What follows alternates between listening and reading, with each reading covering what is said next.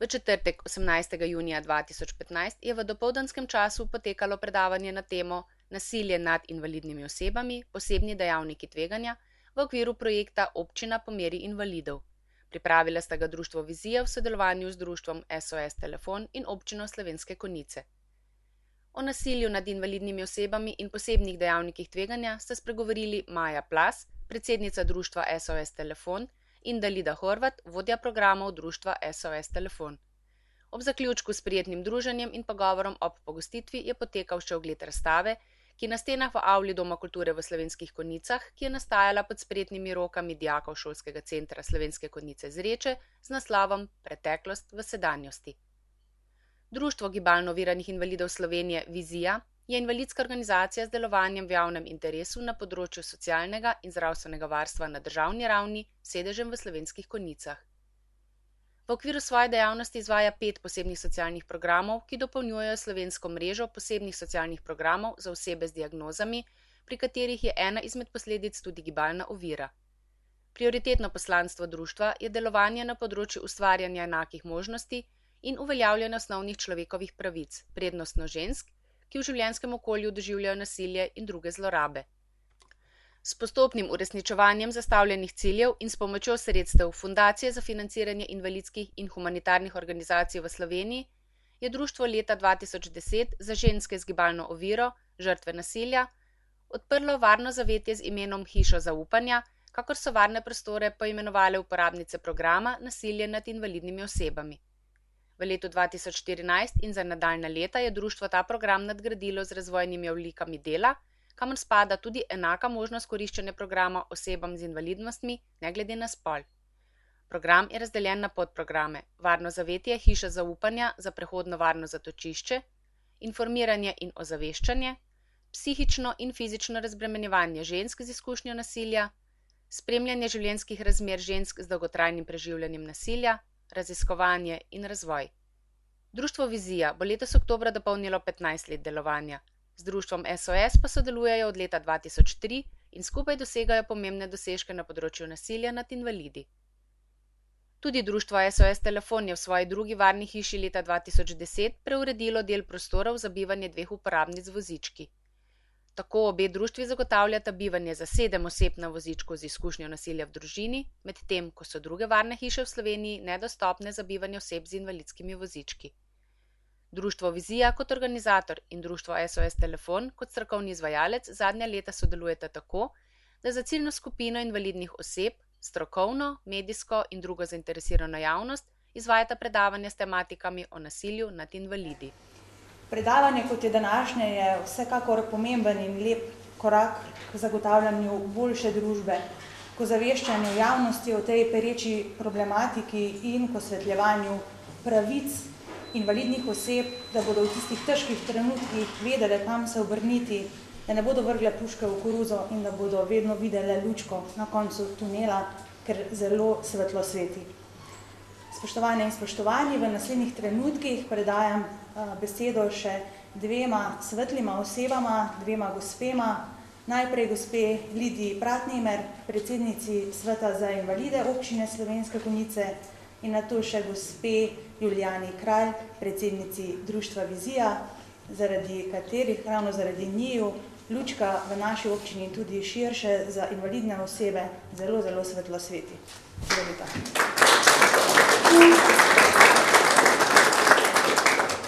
Lepo pozdravljeni v imenu Sveta za invalide pri občini Slovenske Konjice. Kot veste, smo v Slovenskih Konjicah lahko ponosni, da imamo listino Občina po meri invalidov. S pridobitvijo te listine pa nismo prenehali z delom, ampak tega vedno in znova dopolnjujemo in tudi to današnje predavanje, ki je bilo organizirano v največji meri in izključno s pomočjo predsednice društva Vizija, je eno od tistih dejavnosti, ki lahko rečemo, da spada v to občina po meri invalidov. In danes ko smo poslušali to res zelo zanimivo predavanje, se je pri meni utrnila ena misel, ki bi jo prenesla med vse invalide. Nesporno lahko ugotovimo, da se najdejo storilci, bom rekla, kar kaznivih dejanj, v takšni meri, da iščejo nemočne žrtve. Ali takšne, ki so gibalno ovirane, ali kakorkoli drugače v nemočnem položaju napram njim. In še več, iz izkušenj, ki sem jih imela v teku svojega dela kot kazenska sodnica, sem lahko ugotovila, da je storilec se lotil žrtve zaradi tega, ker je bil prepričan, da to njegovo ravnanje ne bo prišlo na dan, ne bo obravnavano. In verjamem, da je veliko tega, da torej ta dejanja niso obravnavana, da storilci ne dobijo svoje, ker pač velja, če ni tožnika, ni sodnika. In znova rečem, žrtev ali tisti, ki vemo, da je nekdo postal žrtev, moramo reagirati, tako ali drugače. Ko je recimo žrtev goljufa, ko je žrtev nasilja, ko je nenehno žrtev verbalnega nasilja. In mi to opazimo, pa ne reagiramo. Verjemite, tudi mi storimo s tem kaznivo dejanje. Moramo reagirati, moramo pomagati. In morda še ena misel, kako pa sama žrtev lahko reagira. Morda ni odveč podatek, da imamo v Sloveniji krizne centre. In ko nastopi hudi trenutek pri žrtvi, lahko kadarkoli pokliče na to številko, kajti prijazno povedo, da dežurajo 24 ur na dan in 365 dni na leto, ko torej pomagajo. Pomagajo v prvi meri za sprejem take žrtve in jo potem usmerijo po določenem času v varno hišo. To je verjetno tudi podatek, ki je prav, da ga imamo, da vemo, kako v trenutku, ko pride do takega položaja, tudi ukrepati. Iskreno se zahvaljujem gospema predavateljicama, seveda gospe Julijani Kralj kot predsednici društva Vizija, da nam je omogočila, da smo danes lahko prisluhnili tako zanimivim predavanjem. Hvala lepa. Hvala Maji in Lidiji za to poučno in bogato predavanje, tudi Lidiji za te besede. Jaz bi k temu samo to še dodala, da v društvu Vizija smo od lani na letos program razširili,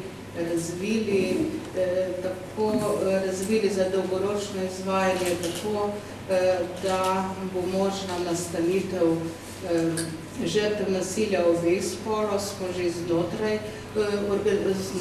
vladnega zavetja Hiša zaupanja, smo že vse tiste nujne, potrebne korake naredili, tako da se to lahko že izvaja.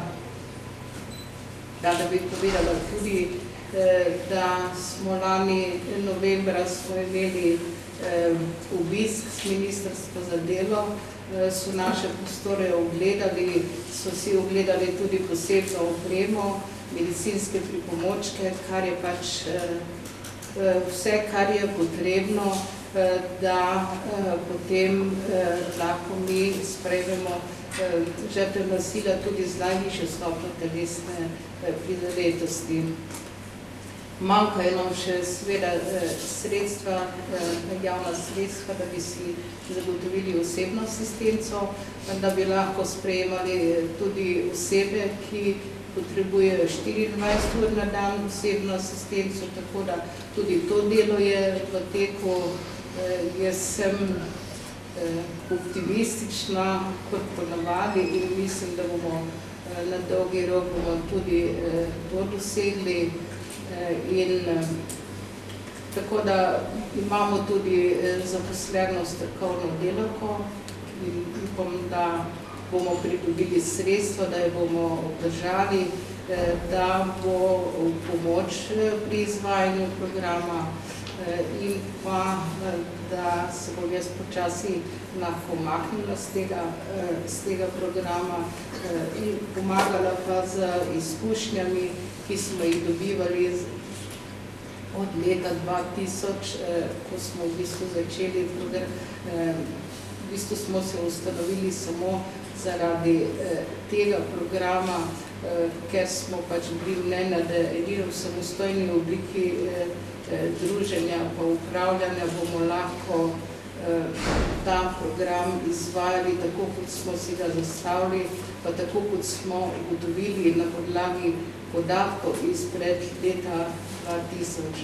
Tako jaz bi zdaj na kratko, je to novost, ki je mogoče pomembna tudi za lokalno skupnost občine Konjice, ker smo pač aktivno delamo v svetu za invalide in ena izmed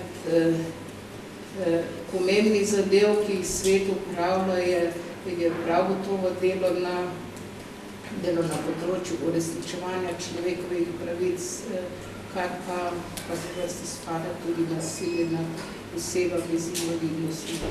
Še enkrat hvala obema predavateljica in Lidiji in tudi vam največja hvala, da ste se zbrali v tako velikem številu.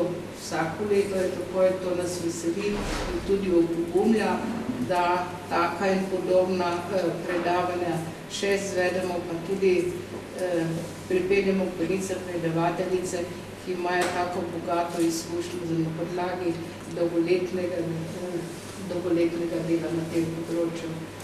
Toliko hvala vam.